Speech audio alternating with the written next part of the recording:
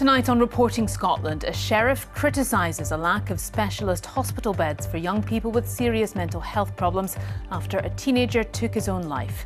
Harris MacDonnell died in 2020. 2 years earlier, he spent 9 nights in an adult psychiatric ward. A fatal accident inquiry said that placement was wholly inappropriate.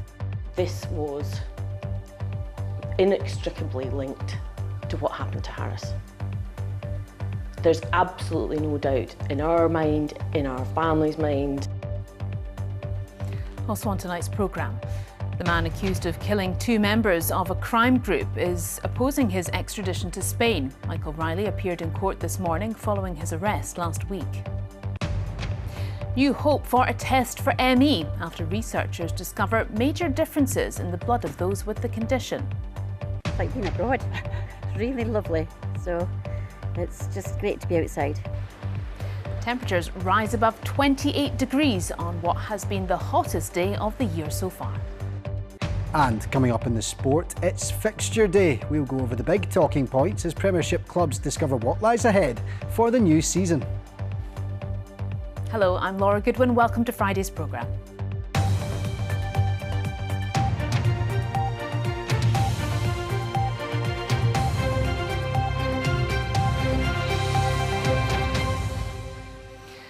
When Harris MacDonnell was 16 years old, he spent 9 nights in an adult psychiatric ward because there was no space for him on a young people's unit. Harris took his own life in 2020, and now a sheriff looking into his death has criticised a lack of specialist hospital beds for young people with serious mental health problems. While the investigation concluded no precautions could reasonably have prevented his death, it did find that being on an adult ward had a detrimental effect on Harris. Cameron Buttle has been speaking to his mum. Harris MacDonnell was doing well at school. He enjoyed sport and music and spending time with his family. But in early 2018, his mental health began to deteriorate. 2.5 years later, he took his own life. His family firmly believe it was because, aged just 16, he was admitted to an adult psychiatric unit because there were no beds in young persons facilities anywhere in Scotland. Fundamentally, this was inextricably linked to what happened to Harris. There's absolutely no doubt in our mind, in our family's mind, and in our wider community and many colleagues and other professionals that experience for him was life-changing. Harris's family were in court every day for a fatal accident inquiry into his death. In the findings released today, Sheriff Peter Patterson highlighted the continued lack of specialist beds for adolescents. He pointed out that there had been 67 admissions involving 59 under-18s in the year 2023-24. According to data from the Mental Welfare Commission, that represented a fall in child admissions to adult wards compared to 2017-2018, the year Harris was admitted, when there were 103 admissions involving 90 children. I appreciate that in some circumstances, for some individuals, they may be okay in an adult ward. But where you have a young person who's clearly distressed, that is really a situation that needs to be red flagged and needs to be dealt with at a higher level within the department, because you're just making things a lot worse by keeping them there. And Harris was there for a long time. In a statement, a Scottish Government spokesman said, "We expect children and young people who need inpatient mental health care to be looked after in age-appropriate specialist facilities. On occasions where young people are placed within an adult ward, this will be monitored and reviewed regularly to ensure that the young person is receiving the most appropriate treatment and care." The family have set up a charity, the Harris Trust, focusing on his 2 loves, music and rugby. The aim is to make them more accessible for young neurodivergent people, and it provides a valuable support to the MacDonnell family. It's been incredible. And I feel at the moment it's just going from strength to strength, which fills us with just joy. I mean, it brings something for you. Yeah, it really is wonderful. I feel that things like the rugby are places where families can come along and meet each other and chat, and it means a lot to me. Yeah. Jane McDonnell speaking to Cameron Buttle. And if you've been affected by any of the issues raised in Cameron's report, you can go to bbc.co.uk/action line or dial the number on the screen for free to hear recorded information.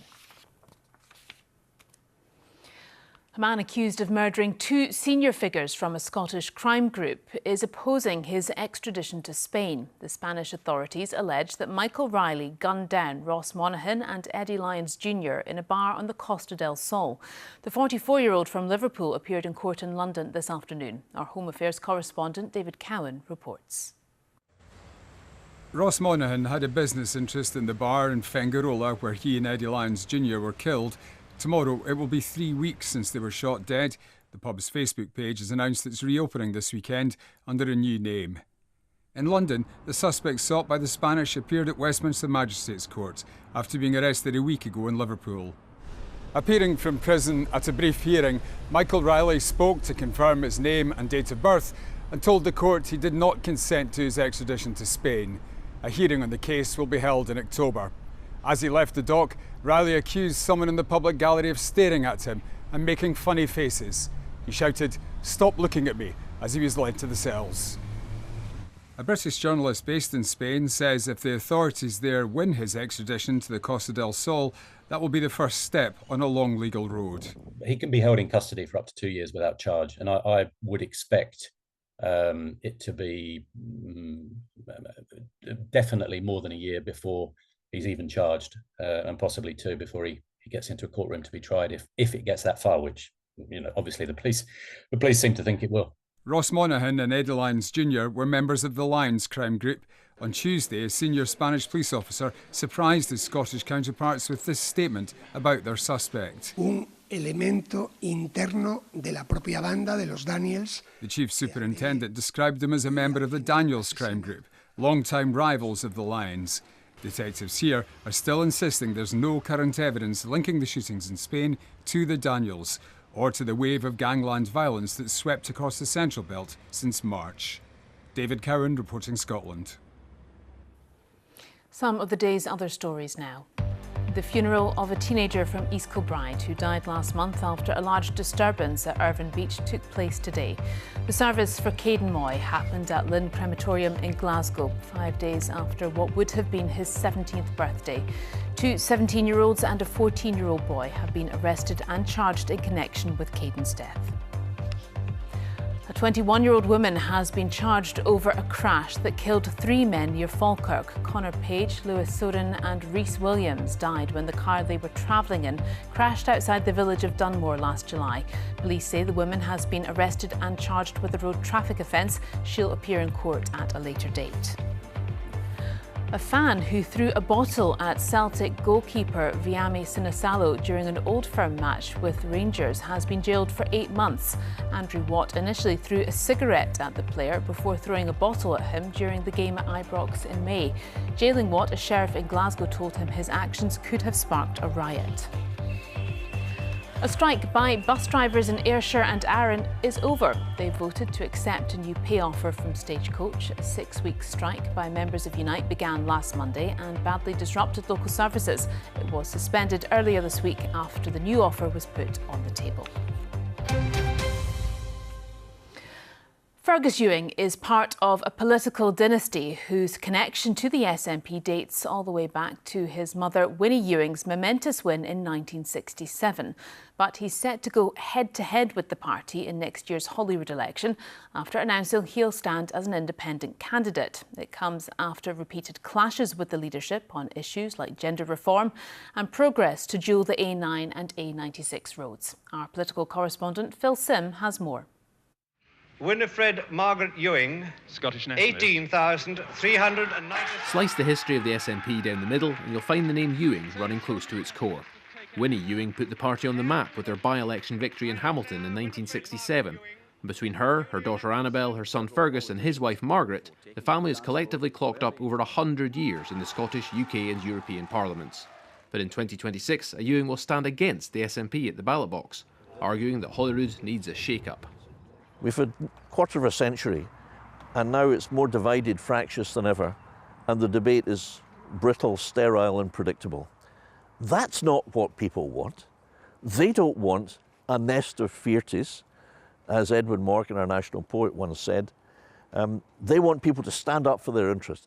Fergus Ewing served in the cabinets of Alex Salmond and Nicola Sturgeon, including as Rural Affairs Secretary, but he has made no secret of his opposition to many government policies in recent years. This is what to do with it, presiding officer.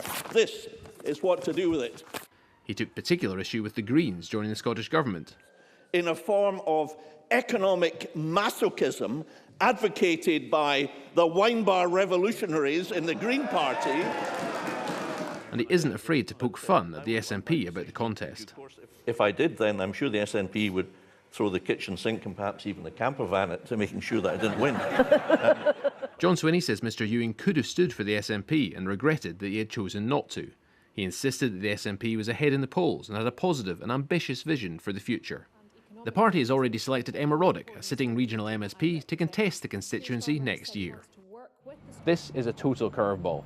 Fergus Ewing has represented Inverness and Nairn since 1999, and on the current boundaries has never had a majority of under 20%.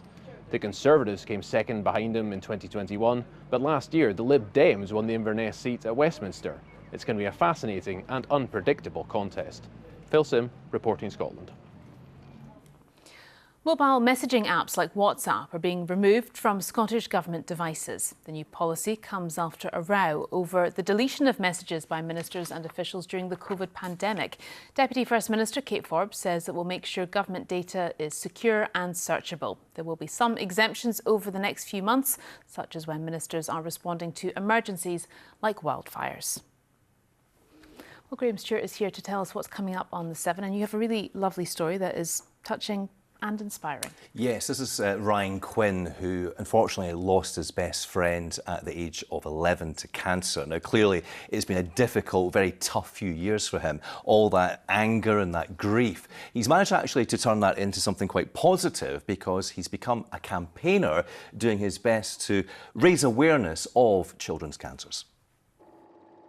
Over 50% of children and young people diagnosed with cancer will experience a delayed diagnosis. That can be anywhere from 5 to 7 appointments with a GP before cancer is realised as a possibility. And by that point, it could be too late. That'll be coming up on the 7.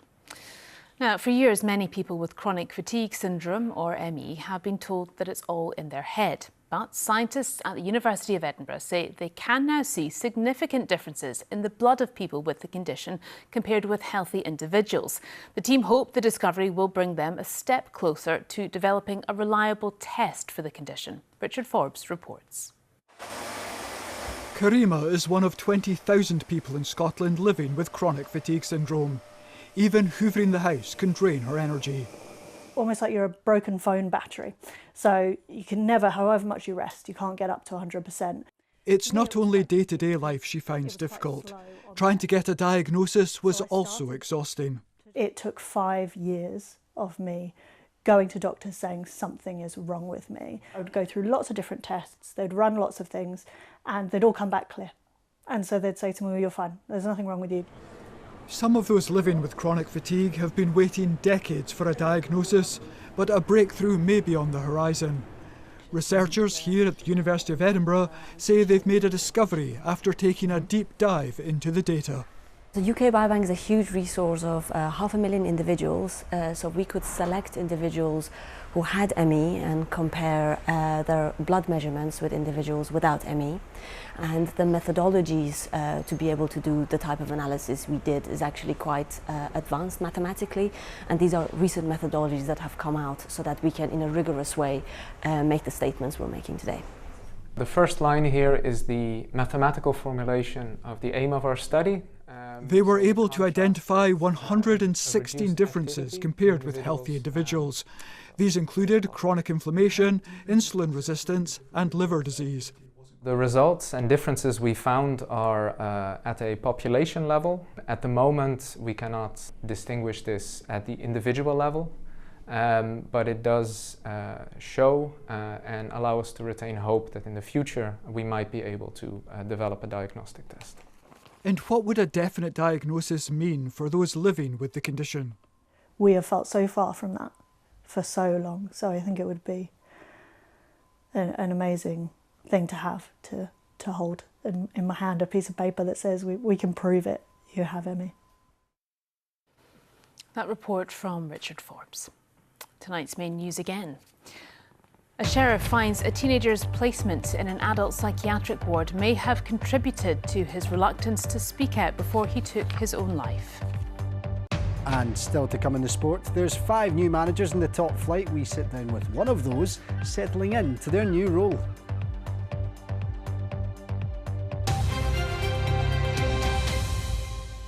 Won't have escaped your attention that today is a bit warmer than usual. In fact, it was the hottest day of the year so far, with temperatures hitting almost 29 degrees in parts of the country. Now, many people have been out enjoying the sunshine, but there have also been warnings about staying safe in the sun and in the water. Well, Louise Hosey is at Aberdeen Forest this evening at the beach. Many people still out enjoying this sunny evening. Yes, Laura, they certainly are. Well, here in Aberdeen at the moment, it's still pretty warm, albeit slightly windier than it was earlier. But as you say, this has been the hottest day of the year in Scotland so far. Now, in terms of the hottest place in Scotland, earlier we had thought that it was in the Borders, where it reached 28.7 degrees, but we've just learned that that's been overtaken by Drumnadrochit in the Highlands. It's reached a sweltering 28.9 degrees, with many other parts of the country also experiencing this warm weather. But of course, with this heat, there do come warnings to stay safe in the sun. From the beach in Aberdeen, to Arthur's Seat in Edinburgh, to this popular sunspot at Petark in Aberdeenshire. As Scotland experienced its warmest day of the year, people were making hay. Oh, the weather's great. Sun is shining, no clouds, great nature, so everything's great. Why are you down here today? For a bit of a swim with my friend and getting topping the tan up for prom next week. And what do you think about the weather here today? It's lovely, yeah. We rarely get this, but it's really nice, and there's not a breeze, so it's so warm. It's like being abroad. It's really lovely, so it's just great to be outside. Had a picnic, play at the park, and a trip to the Fazokis ice cream shop. Is it a phenomenon this time of year to have hot weather in Scotland? Charterhall in the Borders recorded the highest temperature, 28.7 degrees by 4:30 this afternoon. Meanwhile, police confirmed a 68-year-old man who was wild swimming off the Isle of Bute had died yesterday after they were called out following concerns for him. With the heat, there are warnings to take care. So first off, if you're going to the beach, look for a lifeguarded beach. Those are people who can support you there. Avoid alcohol. That's a big one because actually it affects your ability to swim, it affects your ability to make good decisions. And then also, don't get into bodies of water that are unknown. These, especially things like lochs, which can be very cold, very deep. The ice cream weather like here in Broughty Ferry this afternoon is expected to continue tomorrow for the summer solstice, before turning cooler on Sunday. Louise Hosey, reporting Scotland, Aberdeen. Well, someone who's always cool, no matter the weather, is Lewis. Although worth pointing out, I think, Laura, that it is cool in the studio, hence why I've got a jumper on. The only man in Scotland still wearing a jumper, but nonetheless, what have you got for us? Start with the fixtures tonight, Laura. Okay. Big day for football fans, thank you. Hello there. Well, it is a day for football fans to get the diaries out. Just over a month since the Premiership season ended, the fixtures for the next campaign are out.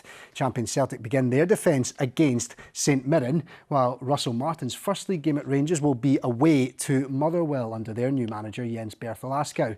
Newly promoted Falkirk kick off at home to Dundee United, while Livingston are away at Kilmarnock. Stephen Presley's opening league match as Dundee boss will be against Hibernian, and there's what looks to be a cracker on the Monday night as well, as Derek McInnes's Hearts host his old team Aberdeen.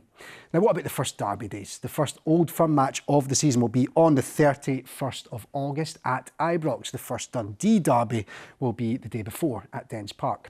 Hearts and Hibs go head-to-head at Easter Road on the 4th of October.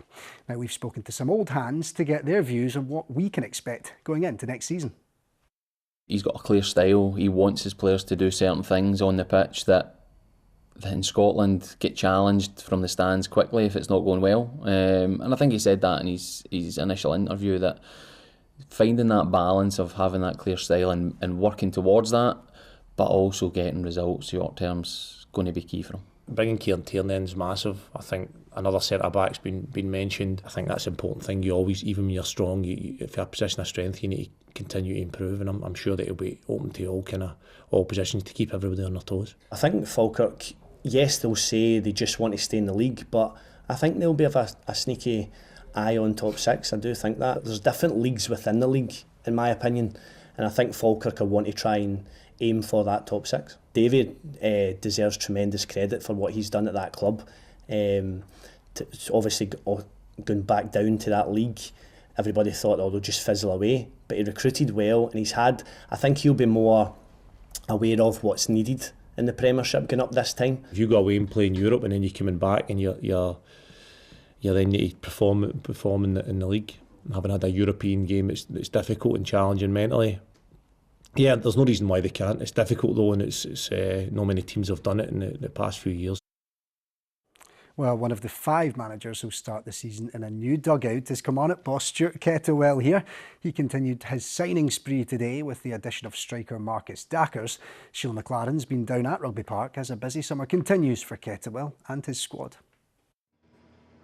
6 players in the door as Kilmarnock kick off their pre-season training. Stuart Kettlewell's happy half dozen are looking to make an impact, but the manager insists it's not a radical rebuild. Yes, there's numbers there, but I still think you have to look at that core group of players that are here at Kilmarnock that know the league, they know how to win games, they've been successful. So from my side of things, I lean on that an awful lot, and all we're trying to do is add the component parts that start to complement them.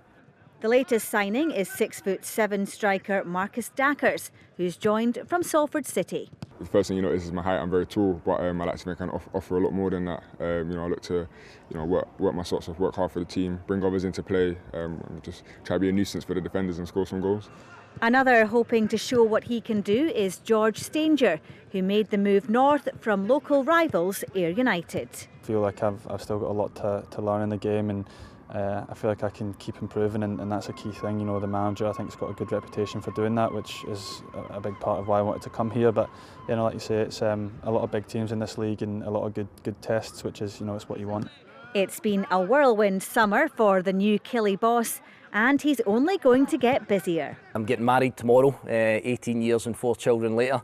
It's my missus will kill me for saying it, but it's been the last thing in my mind at this point. There's been so much to be doing here, but I think by about 6-7 o'clock here tonight when I'm leaving, then I'll start to think about that tomorrow. No time for a honeymoon though. Killie are off to Holland for a pre-season tour on Monday. Sheila McLaren, reporting Scotland. Not sure I'd want to be Stuart Kettlewell tonight. Good luck to him and the family tomorrow. Now to tennis, and Jacob Fernley's run at Queen's Club is over. A straight sets defeat to Jiri Lehečka, denying him his first ever ATP semi-final. Well, Fernley got the first break of the match, but 3 double faults proved costly as the Czech player went on to take the first set. Fernley survived 3 break points at the start of the second set before Lehečka turned up the pressure to win 7-5, 6-2. Now, the British and Irish Lions kick off their 2025 tour tonight against Argentina in Dublin. It's the first of 6 warm-up games before the main event, 3 test matches against Australia. There are 4 Scots in the matchday squad, with Sione Tuipulotu and Duhan van der Merwe in the starting 15. It's been put to us about,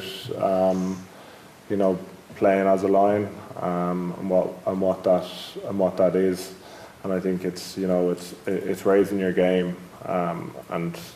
I think we're going to need to see that from each individual in the 23, and I think if we do that, the performance will look after itself. And that's the sport tonight, Laura. I feel warm in a jumper. I don't know how Chris feels right now in a suit. Today of all days, you could have got away with a short, Chris. maybe on the 7, maybe on the 7. Anyway, back to the weather. Thank you very much. Serious stuff. What a day. Lots of sunshine and blue sky. It was really sweltering at times, wasn't it? It was. More of the same really tomorrow, Laura, as well. Thanks very much indeed. Good evening to you. Yes, we've had a dry, sunny and very warm, if not hot day across much of the country. The hot spot was Drumnadrochit on the banks of Loch Ness, 28.9 Celsius, which we round to 29. You'd have to go back to 2023 to see a higher temperature here in Scotland, but many areas reaching 26, 27, 28 Celsius through the course of the day. So this evening, lots of evening sunshine around, and it will be warm well after dark. A little bit of low cloud developing around some North Sea coast, the breeze picking up here as well, but temperatures at 11 p.m. still in excess of 20 degrees, so it will be an uncomfortable night for sleeping across many parts of the country.